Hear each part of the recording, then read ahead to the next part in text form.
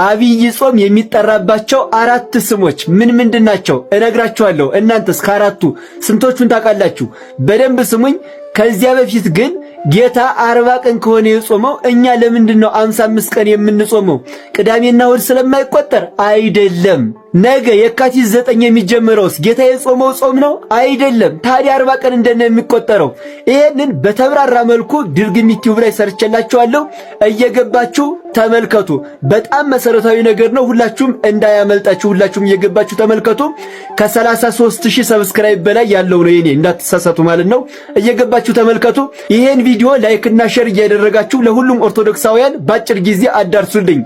እናም የአብይ ጾም 4 ስሞች እንግዲህ የመጀመሪያው አብይ ጾም ነው። አብይ ጾም የተባለበትም ራሱ ኢየሱስ ክርስቶስ የጾመው ጾም ስለሆነና አብይ እግዚአብሔር ወአብይ ኃይሉ ያለው ቅዱስ ዳዊት አብይ የተባለ እግዚአብሔር የጾመው ጾም ስለሆነ አብይ ጾም ተብሏል ማለት ነው። ሁለተኛ ደግሞ ጾመ ሁዳዴ የሁዳዴ ጾም ይባላል። ይህም የተባለበት ምክንያት ሁዳዴ ማለት ሰፊ ሜዳ እንደማለት ነው። እናም ከቁጥሮቹ ብዛት የተነሳ 55 ቀን ስለሆነ ከቁጥሮቹ ብዛት የተነሳ ከስፋቱ የተነሳ የተሰጠው ስያሜ ነው ጾመ ሁዳዴ ማለት ነው። ሶስተኛ ደግሞ ጾመ አርብዓ ይባላል። ጌታችን 40 ቀን የጾመው ጾም ማለት ነው። ጾመ አርብዓ እንዴት ነው 40 ቀን የሚሆነው? እሱን ያው ድርግም ዩቲዩብ ላይ ተመልከቱ። አራተኛ ደግሞ ከዚያ በፊት ግን ድርግሚት የሚለው አካውንታችን ስለተዘጋ ዘድርግሚትን ሁላችሁም ፎሎ አድርጉ።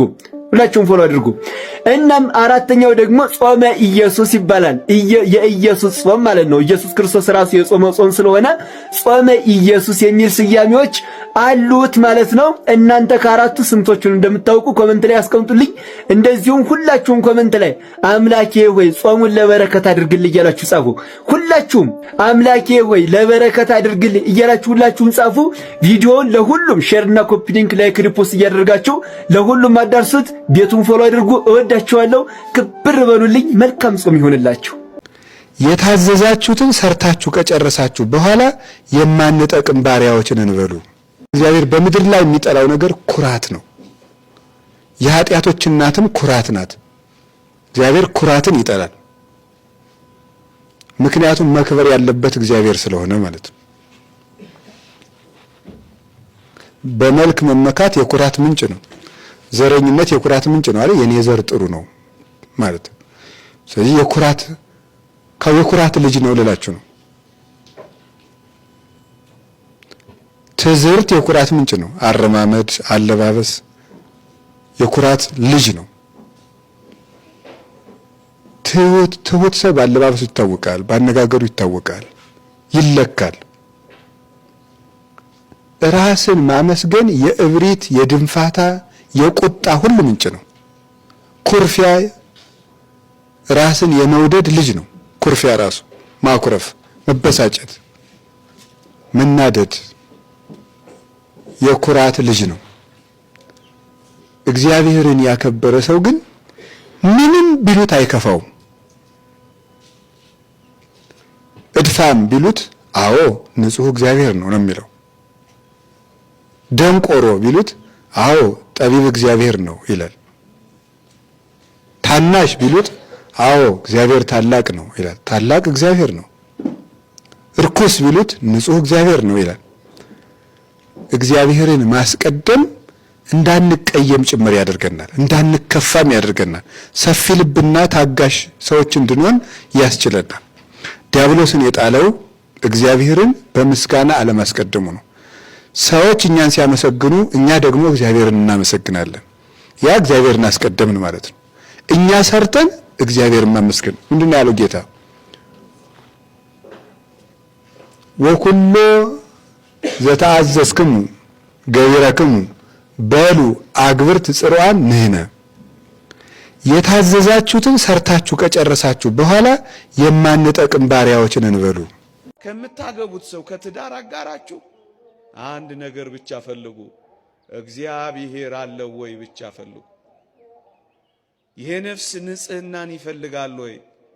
የነፍስ ቅድስናን ትፈልጋለች ወይ? እንጂስ ገንዘብን አትሹ። ዓላማ አይደለማ። እግዚአብሔር የብዙ ልጆች አባት መሆን ከፈለጋችሁ አግቡ አላለንም። እደግመዋለሁ። የብዙ ልጆች አባት መሆን ከፈለጋችሁ አግቡ አላለንም። እናስ ሰይጣን እንዳይፈትናችሁ አግቡ ነው ያለን። ለምንድን ነው የምታገቡት? ጽድቅን ልትፈጽሙ ነው። ለምንድን ነው እጮኛ የምትይዙት? ጽድቅን ልትፈጽሙ ነው። ለምንድን ነው ቤተሰብ የምትመሰርቱት? ድህነታችሁን ለመፈጸም ነው። ቅዱስ አትናቴዎስ ሁለቱ የሕይወት ጸጋዎች ይላቸዋል። ምንና ምንን? ምንኩስናንና ጋብቻ።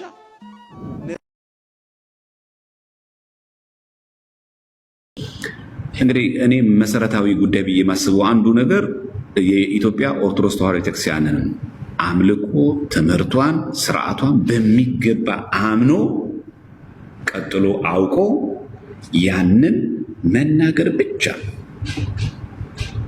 አሁን ትልቁ እኛ በነገራችን ላይ እዚህ ላይ ምንዘባርቀው ለምን ይመስላችኋል? ትልቁ ችግሩ የሚመነጨው መጀመሪያ ከፍለን ነው የምናምነው።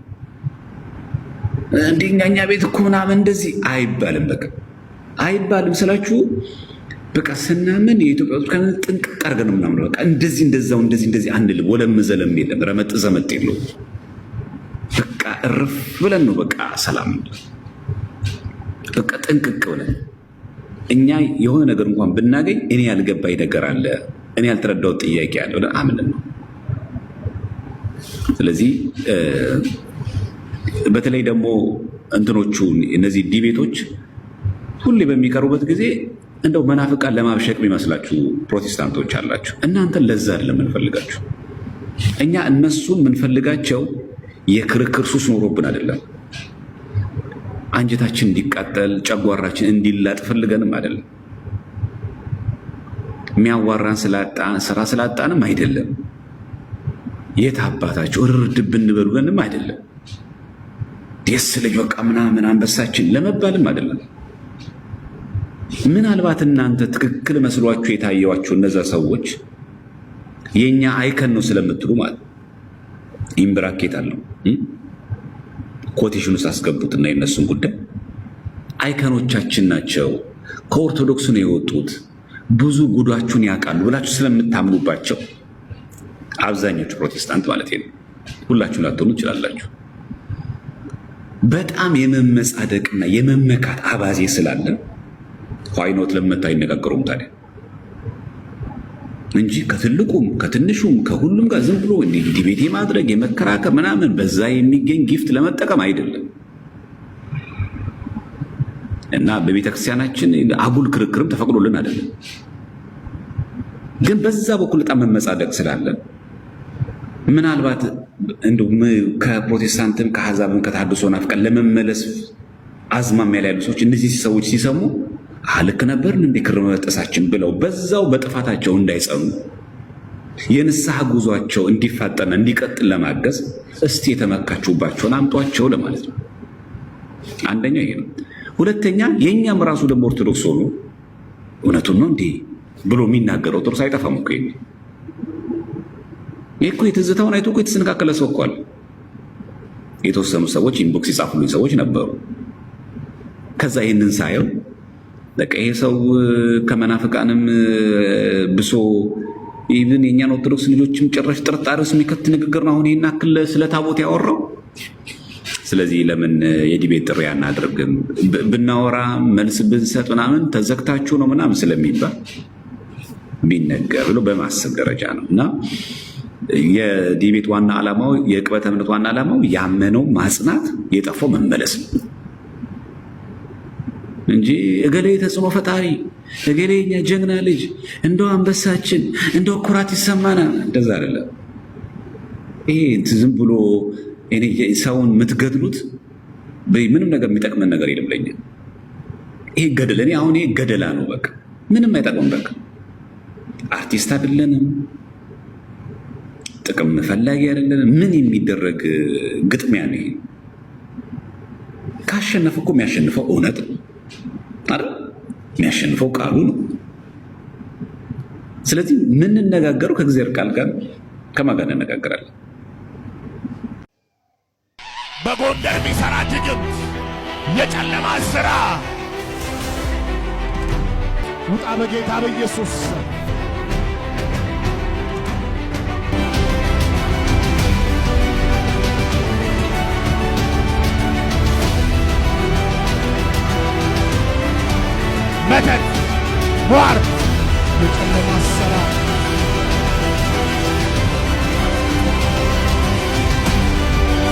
ይህ ድርጊት ባለፈው ጎንደር ላይ እንደተፈጸመ ታውቃላችሁ። በሐሰት ትምህርት፣ በሐሰት ተአምራት ብዙ እናቶቻችን ጭምር ብዙ ወንድም እህቶቻችን እንደተሸወዱ ታውቃላችሁ።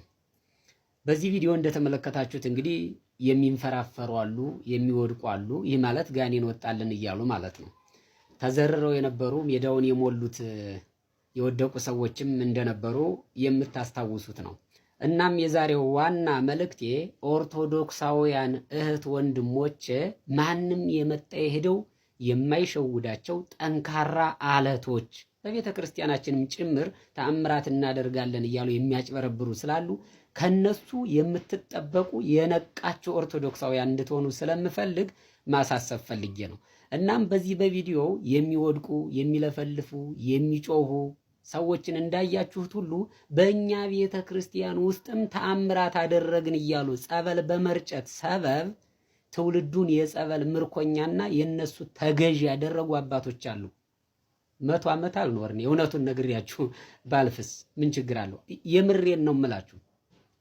አይታችኋቸው ከሆነ ደግሞ ያጠምቃሉ፣ የሆነ ነገር ያደርጉና እኔ ማለት ይፈልጋሉ ማለት። ይሄ ነው እንግዲህ ከእግዚአብሔር እንዳልሆነ የምታውቁት።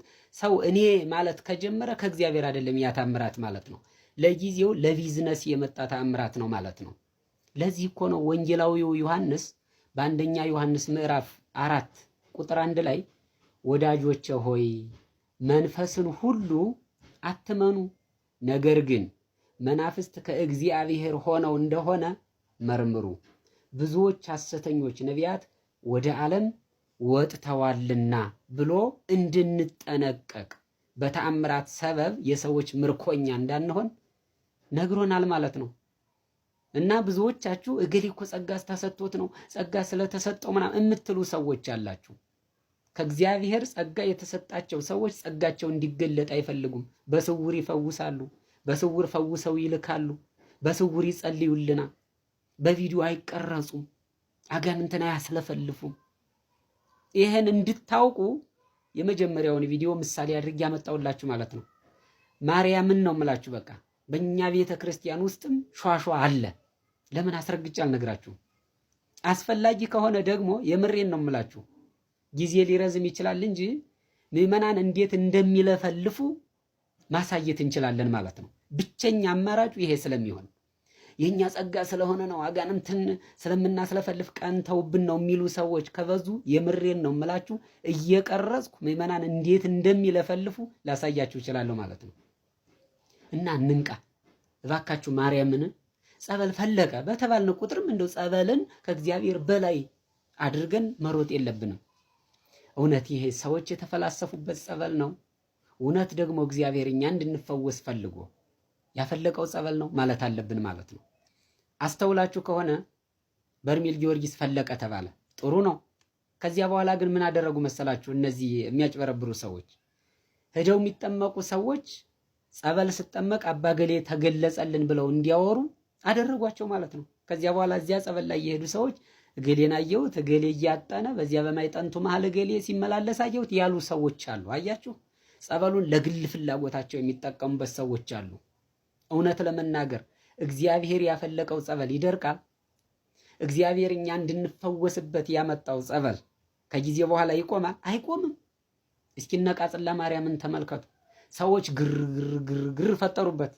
ብዙ ሰዎች ተፈወሱ። እግዚአብሔር የተመሰገነ ይሁን። በእንተ እለ መጹ ይትፈወሱ ስለሚል መጽሐፍ ሰው ፈወሳለሁ ብሎ አምኖ ከሄደ ስለሚፈወስ ማለት ነው። እግዚአብሔር የልቡናውን መሻት ስለሚያው ብዙ ሰዎች ተፈውሰዋል። ቃጽላ ማርያም፣ መስቀሉ ሁሉ አሁን በመስቀል ላይ ቃጽላ ማርያም፣ ስውሯ ማርያም፣ እገሬ ማርያም ይሄ ከቤተ ክርስቲያን ስርዓት ውጪ ብልግና ነው። እንደውም ክርስቶስ በተሰቀለበት መስቀል ላይ የጻድቅን ስም መጻፍ አይቻልም። ኢናንአ መስቀሉ ጭንቅላት ላይ የሚጻፈው ኢየሱስ ናዝራዊ ንጉሠ አይሁድ ብቻ ነው የሚጻፍበት። ነጋዴዎች ምን አደረጉ? እንዲሸጥላቸው ንግዳቸው እንዲሳለጥ በአቋራጭ ሀብታም እንዲሆኑ ምን አሉ? መስቀሉ ላይ ስውሯ ማርያም፣ ጻድቃኔ ማርያም፣ ኩክየለሽ ማርያም። አዚያ በኋላ ምዕመኑም የዋህ ነው። እኮ በጣም ነው የምታሳዝኑኝ። ማርያምን በቃ ይገዛል። እነሱ በአቋራጭ ሀብታም ይሆናሉ። ስለ ቤተ ክርስቲያን ግድ አይሰጣቸውም ማለት ነው። ስለዚህ መጠንቀቅ ያስፈልጋል። መንፈስን ሁሉ አትመኑ። ለምን ታዲያ ቃጽላ ማርያምን አሁን ቪዲዮ የሚሰራላት ጠፋ? ለምን ሚዲያው ላይ ጠፉ? ስለ ቃጽላ ማርያም የሚጮሁ ሰዎች ለምን ወደ ስውሯ ማርያም ሰው ተገለበጠ? አያችሁ፣ ጊዜያዊ የቢዝነስ ሩጫ፣ የቢዝነስ መንገድ። በየአካባቢያችን ጸበሎች አሉ። ለምን ከሷን ሄድም? አምነን ስውሯ ማርያም እንደሄድን ቆጥረ ነው ለምን ወደ ቤተ ክርስቲያን አንገሰግስም? ለምን የቅዳሴ ጸበሉ ከዚህ በሽታ ይፈውሳል ብለን ለምን አንጠጣውም? አይፈውሰንም እግዚአብሔር? ስውሯ ማርያም አትሂዱ፣ ገዳማት አትሂዱ እያልኩ እንዳልሆነ የምትረዱ ሰዎች ትረዱኛላችሁ። ግን ደግሞ ተአምራትን ብቸኛ የመዳኛ መንገድ አድርጎ የሚሮጥ ክርስቲያን ክርስቶስን ገና አላወቀውም ማለት ነው። ክርስትና ገና አልገባውም ማለት ነው። እና መጠንቀቅ አለባችሁ። በመጀመሪያ ያሳየዋችሁን ቪዲዮ አይ ውሸት ነው ይሄ እኮ እነሱ የሚያጭበረብሩበት መንገድ ነው፣ አውቀው ነው ተአምራት አውቀው እያጭበረብሩ ነው ልትሉ ትችላላችሁ። ለምን በእኛ ቤት ውስጥ ዘረርን፣ አዳን፣ በእንትን ቀጥቅጠን አጋንንትን አባረር ነው ብቸኛ አጋንንተኛ የተሰጠን የሚሉ ሰዎችን ለምን አትነቁባቸውም ታዲያ? ለምን ውሸት ነው ብላችሁ አታምኑ? ጸጋ የተሰጣቸው ሰዎች ሊኖሩ ይችላሉ። ግን ደግሞ ቅድም እንደነገርኳችሁ ከእግዚአብሔር ጸጋ የተሰጣቸው ሰዎች ጸጋቸውን እያወጡ እኔ በቃ ከማንም በላይ ነኝ አይሉም እያልኳችሁ ነው። እናም የተወደዳቸው ኦርቶዶክሳውያን መቅጠፍ ማጭበርበር ይቻላል ገንዘብ ለማግኘት። ግን ደግሞ እውነቱን ነግሬያችሁ ድሃ ልሁን፣ የምሬን ነው የምላችሁ። እናንተ ከተረፋችሁ እኔ ሀብታም ነኝ ማለት ነው። ይሄን ቪዲዮ ሼር ኮፒ ሊንክ በማድረግ ለሰዎች አድርሱ። ብዙም ይሄ ኮፒ ሊንክ ሼር አድርጉ የሚለውን አልችልበትም። ዝሮ የሚደረገውን ነገር አድርጋችሁ ለምዕመናን እንዲደርስ ለብዙዎች ኦርቶዶክሳውያን ወጣቶች እንዲደርስልኝ ይፈልጋለሁ ማለት ነው። ሰላም እግዚአብሔር ከሁላችን ጋር ይሁን።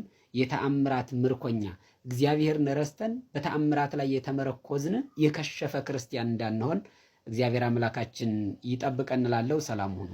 ይሄን ቪዲዮ ሪፖርት አድርጎ አስጠፍቶት ድጋሚ ልለቀው ነው። ኮፒ ሊንክ ያደረጋችሁ ለሌሎች እንዲዳረስ አድርጎ እንመልከተው። እዚህ ደፍረን የምናወራው የቅዱስ ያሬድ መዝሙር ዜማ የሚባል በመዝሙር የለም። ክርስቲያኖች ይሄን ነገር ሳይቃጠል በቅጠል ማስቆም አለብን። በቤተ ክርስቲያናችን ሙዚቃ የሚመስሉ ዝማሬዎች የበዙት እንደዚህ አይነት ሰዎች በድፍረት ወጥቶ እንዲመናገር ስለጀመሩ ነው። እዚህ ደፍረን የምናወራው የቅዱስ ያሬድ መዝሙር ዜማ የሚባል በመዝሙር የለም። ምንም የሚዘምረው በሀገራዊ ሀገረኛ የዜማ ቅኝት እንጂ የምንዘምረው በቅዱስ ያሬድ የዜማ ስልቶች የሚዘምር ዘማሪ እንደው አሁን በጥናት ደረጃ እኔ እዚህ ላይ ነው ሙሉ ደስ ይለኛል ቢገኝ። ይኸውልህ በትዝታ ማይነር፣ በትዝታ ሰከንድ፣ ባቲ ላይ ደግሞ ባቲ ሊዲያን፣ ባቲ ሜጀር፣ ባቲ ማይነር፣ አምባሰል ማይነር፣ አምባሰል ሜጀር፣ አንቺ ሆዬ ነኔ እያልን እንጂ የምንዘምረው ስቱዲዮ ሄደን እስኪ ጭረት ላይ ድፋት ላይ ርክርክ ላይ አድርገው እንዴ የትኛው ባለሙያ ነው የትኛው የለም። አሁን ተጋብለን ስንመለከት በጣም ነው ይሄን ነገር እንትን የሚሉት ይቃወማሉ እኮ ሁሉንም ነው የሚቃወሙት። ሲቃወሙ እንዲያው አንድ አራት አይና ሊቃውንት ማን ናቸው የጎንደሩ እሳቸው የለም አሉ በይሳት እግዚአብሔር ይስጣቸው እንደዚህ ነው መናገር። ይሄ ዘማሪ ምን እያለን ነው? ቤተክርስቲያን ውስጥ የቅዱስ ያሬድ ዜማ የሚባል በዝማሬዎች ውስጥ የለም።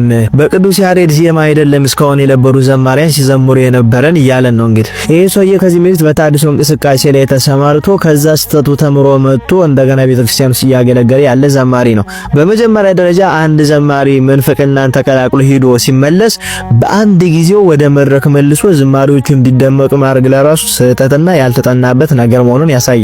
ሁለተኛ ነገር መናፍቃን ተወግዘው ድጋሚ ወደ ቤተክርስቲያን ህብረት ሲቀላቀሉ ከዚህም በፊት ያጠፉት ጥፋታቸው ሊነገራቸው ከጥፋታቸው ሊማሩ እንጂ በጥቂት ጊዜ ተመልሰው ወደ መድረክ እንዲህ አይነት ምንፍቅና ድጋሚ እንዲዘሩ ሊደረግ አይገባም። ስለዚህ እስከዛሬ የተዘመሩ ዝማሬዎች የቅዱስ ያሬድ ዝማሬ የጠበቁ አይደሉም የሉም ብሎ እየካደ ነው። ለዚህ ንግግሩ ደግሞ ማስረጃ አድርጎ የሚያቀርበው ሊቀ ሊቃውንት ዕዝራ አዲስ ነው። እንዲህ ብሎ የተናገሩበት መልኩ ሌላ ነው። በዚህን ጊዜ የቅዱስ ያሬድ ዜማ ጠንቅቀው የሚዘምሩ ዘማሪያን የሉም፣ የቅዱስ ያሬድ ዜማ ቀርቷል ብለው ሊናገሩ ይችላሉ እንጂ የቅዱስ ያሬድ ዜማ የሚባል መዝሙር የለም ብሎ በፍጹም ሊናገሩ አይችሉም። ስለዚህ ይሄንን ማስረጃ ጥግ አድርገው ከዚህም በኋላ በቤተክርስቲያን ውስጥ የምንሰማቸው ዝማሬዎች የቅዱስ ያሬድ ዜማ ያልጠበቁ የቅዱስ ያሬድ ዜማ የሚባል የለም፣ ስለዚህ ሙዚቃ አዳምጡ ብለውን እየጋበዙ ነው ሊሶች። ይሄንን ንግግራቸውን ደግሞ በድርጊት እንደሆነ እንጂ ዜማው ምንም መዝሙር አይመስልም፣ ከሙዚቃ ማይተናነስ ዜማ ነው። ይሄንንም ደግሞ ተገና አድርጎ መናፍቃኑ የእናንተኑ ዜና እያነሱ መልሶ ይዘምሩበታል። ለምን? የቅዱስ ያሬድን የጠበቀ ዜማ ስላልሆነ። በህይወቴ ስላለኝ ውዴ አብርሆቴ የነ ሊቀ መዘምራን ኪነ ጥበብ ዝማሬዎችን ብንመለከት መናፍቃን የነሱን ዝማሬ ሲዘምሩ አላየንም። የነ ሊቀ መዘምራን ታደለ ፊታን ብንመለከት መናፍቃን የነሱን ዝማሬ ሊዘምሩ አልደፈሩም። የአባቶቻችንን በበገና የሚዘምሩትን የነ ሊቀ መዘምራን አለማዋጋን መዝሙር መናፍቃን ሊዘምሩት አይደፍሩም አልደፈሩም። ግን የእናንተን ዝማሬ ለመዘመር የደፈሩት ሙዚቃ ስለሚመስል ነው። በእነሱ ስብ ውስጥ ስላላችሁ የእነሱን መንገድ ስለምትከተሉ የእናንተን ሙዚቃ የእናንተን መዝሙር ወስደው እነሱን ይዘምሩታል እንደፈለጉት ማለት ነው። እስቲ የነ ዘማሪት ማርታን ዝማሬ መመልከት እንችላለን። እያንዳንዱ ሰዓታትን የነካ መዝሙር ሰዓታት ስባተ ፍቁር የምትቆሙ ዲያቆናት ምዕመናን ካላችሁ የእነሱን ዝማሬ ተመልከቱት። ከስባተ ፍቁር የተቀዳ ከማረና የተቀዳ ማይበረ ቅዱሳን የሚዘምሩትን ዝማሬዎች ተመልከቱ። ከቅዱስ ያሬድ ዜማ የተቀዳ መዝሙር ነው። ስለዚህ አይናችሁን በጨው አጥባችሁ መጣችሁ እዚህ ላይ ምንፍቅናችሁን አታስተምሩ። ቤተክርስቲያን የቅዱስ ያሬድ ዜማ የሚባል የላትም እያላችሁ መዝሙሩ እንደፈለገ ልክ እንዲሆን አትጋብዙ። መዝሙር የከንፈር መስዋዕት ነው፣ ለእግዚአብሔር የሚቀርብ ታላቅ መስዋዕት ነው። ስለዚህ ይህን ነገር አቃለን ከሙዚቃ ጋር እኩል ለማድረግ ባንጥር ጥሩ ነው። ክርስቲያኖችም ተጠንቀቁ። ከእንደዚህ አይነት ሙዚቃ ከሚመስል መዝሙርም ራሳችሁን ጠብቁ። የአባቶቻችን የቀደሙትን የነ ሊቀ መዘምራን ኪነ ጥበብን የነ ይልማን እንዲሁም ደግሞ የነ ማርታን የነ ታደለ ፊታን የነ ዓለሙ አጋን ዝማሬዎች ለመከታተል ለማድመጥ ሞክሩ። በዚህ ጊዜ የሚመጡ ዝማሬዎች ጤነኛ አይደሉም።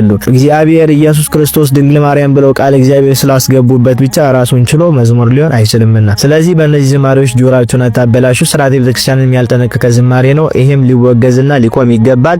ይቆያል። ሰው ሁሉ እኔን እንደዚህ ነው ሪጀክት ያደረገኝ ነኝ። ወይኔ እንደዚህ ነው ሪጀክት አድርጌ የኖርኩት። አልሰማ ብዬ አላዳምጥ ብዬ አልረዳ ብዬ። ወይኔ ኢየሱስ ያማል እኮ ሪጀክሽን ያማል። እሱ ላይ የነበረውን ሪጀክሽን እኔ ላይ ሳየው ይበልጥ ኢየሱስን እየቀረብኩት ይበልጥ ኢየሱስን እየወደድኩት። በዚህ ሰልፉ አለ፣ በዚህ መከራው አለ፣ በዚህ አለመብላቱ አለ፣ በዚህ ውጣ ውረዱ አለ፣ በዚህ ጥላቻው አለ። ግን ኢየሱስ ወደ ራሱ እያስቀረበኝ እያስጠጋኝ በምድረ በዳ ባብላታለሁ አይደል የሚለው እያባበለኝ እኔም ሳልሞት ሰይጣንም ያሰበው ሳይሳካለት። ምክንያቱም ሰይጣን ያውቃል፣ አስቀድሞ ምን ሆነውን ያውቃል። እኔ እግዚአብሔር ለዚህ አገልግሎት እንደጠራኝ አላወኩም። በቃ የኔ መጨረሻ ይሄ ነው። ራሴን ጠላሁት። ምንድን ነው ያደረኩት? ምን አደረኩ? ኢየሱስን ከመውደድ ውጭ ለኢየሱስ ልዘምር ከማለት ውጭ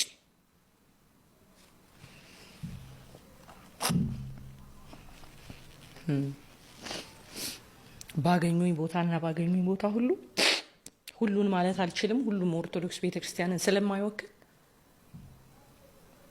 ግን ለመግደል በቃ እቺን እንደው ደፍቶ እንትን የሚል ጠፋ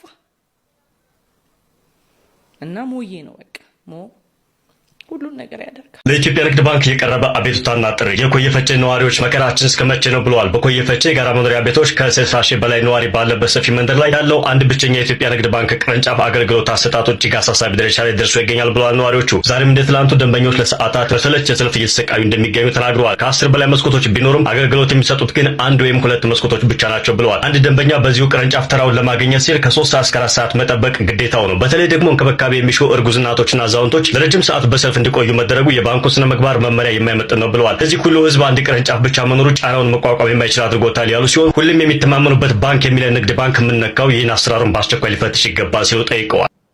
ተውሂድ የሚል ቃል ከቁርአን ውስጥ ካሳየሽኝ ንጽጽር አቆማለሁ። አንድ በይ አንተ አውቃለሁ ብለህ አይደል እንደዚህ እየተቀመጥኩ አንተ አሳየኝ። እኔማ እንደሌለ ነው ማሳየሽ። የለም የሌለ ነገር ምን ላሳየሽ? የለም ስማ ግን አንድ ነገር እንዳሳብ ነግሬ ልወጣ ነው የመጣሁት። እንዳሳብ አንድ ነገር እንዳሳብ ምሰማ ከሆነ ችግር የለውም እሰማለሁ። ከስር ቁጭ ብለሽ ስለምትማረኝ ግን ታውቃለህ፣ ኢየሱስ እኮ ይጸዳዳል ሽንት ቤት ገብቶ ልክ እንዳንተ። እውነትሽን ነው። ይሄን ታውቃለህ? እንዳቅስ ነይና ከፍ በይና ማስረጃውን ክፈች። ማስረጃውን ክፈች እኮ ልነግርህ። እንዳሳብ ይጸዳዳል እሱ ሽንት ቤት ገብቶ እንዳንተ እንዳሳብ ሳይሆን ቆይ ተረጋጊ። ሱራ 21 104ን ተፍሲር ኢብኑ አባስን ክፈትልኝ። እንደዛ ያልሽበትን ማስረጃ ታመጫለሽ። ሽንት ቤት ገብቶ ምናምን ያልሽበትን እኔ ግን አላህ እንደ ነብይሽ ስፐርሙን እንደሚረጭ አሳይሻለሁ። ነብይሽ ላው ላይ ይረጫል፣ አላህም ደግሞ እንደዛ እንደሚረጭ እኔ ላሳይሽ፣ እንደ ሐሳብ ማለት ነው። ነብይሽ ሳያል ቡኻሪ 57 ላይ 57 ሳያል ቡኻሪ 57 65 ላይ ተሚስቶቹ ሳይገናኝ የተገናኘ ይመስለው ነበረ፣ የዘር ፈሳሹን ላው ላይ ይረጭ ነበረ። በተመሳሳይ ደግሞ እንደ ሐሳብ አላህም እንደዛው ይረጫል። ወጣሽ ነውር ነው፣ አይደረግም። ሱረቱ አንቢያ 104ኛው አያ ማን ቤት እንደምገቡ አታውቁም ማለት ነው። ማን ቤት እንደምገቡ ማወቅ አለበት። ይከፈትላቸው። ያው ምንም አንበውና አለፈው። በነገራችን ያ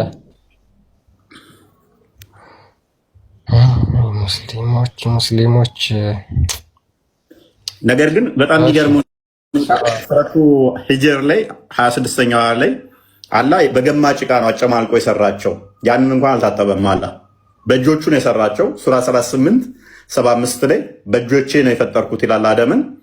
አደም ወይ ኢብሊስ ምን ይለዋል? ኢብሊስ ወይ በሁለት እጆቼ ለፈጠርኩ ለምን ከመስገድ ማን ከለከለ ይላል። ከምንድን ነው የሰራው ሲባል ደግሞ ሱረቱ ሂጅር ላይ 26ኛው አያ እንዲሁም ከ30 እስከ 33 በገማ ጭቃ እንደሆነ በእጆቹ የገማ ጭቃ አብኩቶ እንደሰራው ይናገራል። የገማ ጭቃ አብኩቶ እንደሰራው ይናገራል። ስለዚህ አላህ አልተጠበውም፣ ያንን ግም ነገር አልታጠበውም። እኛ ምን እናምናለን መሰላችሁ? እኛ ለፈጣሪ ቆሻሻ ምናምን የሚባል ሲጀመር አይነገርም። የቆሻሻ ነገሮች አይነገሩም። ምክንያቱም ቆሻሻ የሚነገረው በባህሪው ራሱ ለሚታመም ለደካማ ፍጡር ለኛ ነው። ቆሻሻ የሚለው ራሱ የሚመጣው ስለሚሸተን ስለምንታመም ነው እንጂ ቆሻሻ የሚባል ነገር የለም በባህሪ ለፈጣሪ ማለት ነው። እሱ ላይ ቆሻሻ የሚነጋው ቆሻሻ ተጽዕኖ የሚያደርግበት እንደው ሽንት ቤት አይገባም ብለው ነው አላህ የሚያምኑት። ሽንት ቤትም አይጠራም ስሙን ብለው ነው የሚያምኑት። ምክንያቱም ጉንፋን ይዘዋል ሽንት ቤት ከገባላ። የእኛስ እሱን የሚያቆሽሸው ነገር የለም። እንኳን ፈጣሪም ንፋስ ላይ እንኳን ቆሻሻ ሊለጠፍበት አይችልም። እንኳን ንፋስ ላይ ብርሃን እንደዚህ ታዩታላችሁ። ብርሃን ይታያል። ላይቱ ለእናንተ እንትን ይላል። ብርሃን እንኳን አይቆሽሽም። ፀሐይ እንኳን ቆሻሻን ታደርቃለች። ብርሃንን ማቆሸሽ ምንም ነገር የሚችል የለም። ፈጣሪ ምንም ነገር የሚያረክሰው ነገር የለም። ፈጣሪ ሁሉን ነገር ይቀድሳል እንጂ በቆሻሻ የሚረክስ የሚቆሽሽ አይደለም። የሚረክስ የሚቆሽሽ አይደለም ማለት ነው። ስለዚህ እንደዚህ አይነት ነገሮች ለፈጣሪ አይነገሩም። ብፁዕ ወቅዱስ አቡነ ማትያስ ለምዕመኑ መልእክት አስተላልፈዋል። በነገው ዕለት የሚጀመረው የ2018 ዓ.ም የጌታችን የኢየሱስ ክርስቶስ የዐቢይ ጾምን ምክንያት በማድረግ ምዕመኑ በጸሎት በምጽዋት እንዲሁም የተራቡትን በማጉረስ የታረዙትን በማልበስ የተጠሙትን በማጠጣት የተጣሉትን በማስታረቅ ፍትህ ለተነፈጉ እውነተኛ ፍትህን በመስጠት መዋለ ጾሙን መጾም እንደሚገባ በእግዚአብሔር ስም አባታዊ መልእክታችንን እናስተላልፋለን በማለት ተናግረዋል።